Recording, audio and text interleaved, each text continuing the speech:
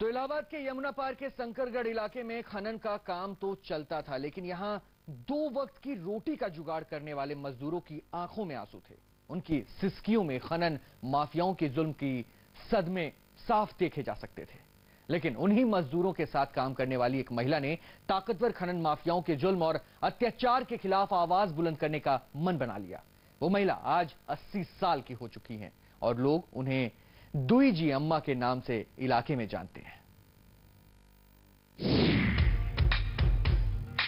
जो कविता कली कहानी बन जाती, जिसकी एक करवट वक्त को बदल जाती, जो प्यार से रुतबा दे शाहों से ऊंचा, जो जिद पे आ जाए तो समय को बदल देती, वही शक्ति है नारी। दमदार शख्सियत कहें, बहादुर और दबंग महिला कहें,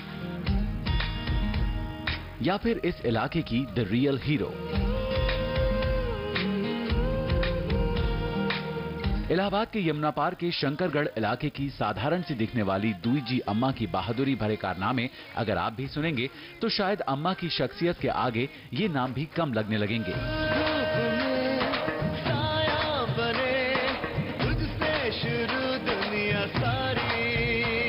जब इलाहाबाद के यमुना पार के शंकरगढ़ इलाके में ठेकेदार और खनन माफिया बेखौफ होकर गरीबी के पन्नों पर जुल्मों की दास्तान लिख रहे थे, जब इलाके के ठेकेदार और खनन माफिया इन मजदूरों से बंधुआ मजदूरों की तरह काम ले रहे थे, तब इलाके के खनन माफियाओं और बेईमान ठेकेदारों को मजा चखाने के लिए जिसने अपनी आवाज बुलंद करने की हिमाकत की, वो आवाज किसी और की नहीं बल्कि इन्हीं मजदूरों के बीच काम करने वाली इस महिला दुई जी अम्मा की थी।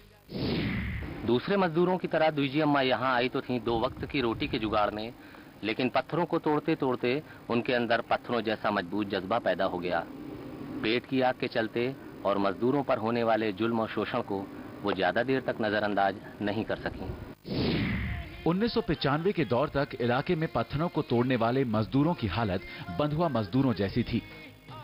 पत्थर तोड़ने के लिए दिन भर पसीना बहाने के बाद भी मजदूरों को सिर्फ गालियां मिलती थी।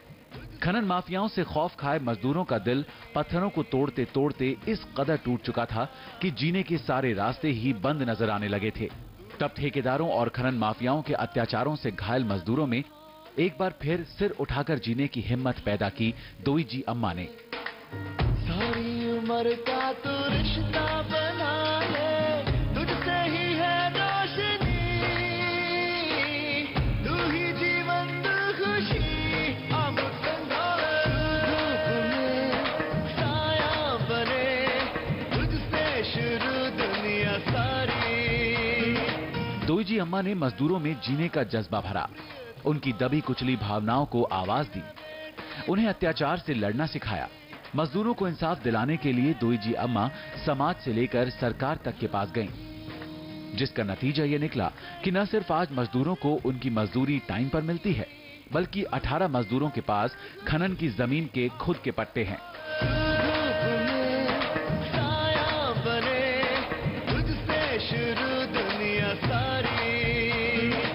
दुई जी अम्मा आज वो दमदार शख्सियत बन चुकी हैं जिनका नाम नोबेल 2005 में नोबेल पुरस्कार के लिए नॉमिनेट किया गया था।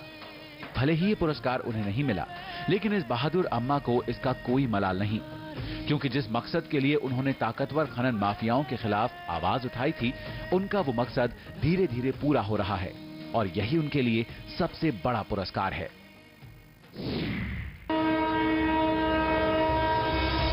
दुई जी अम्मा ने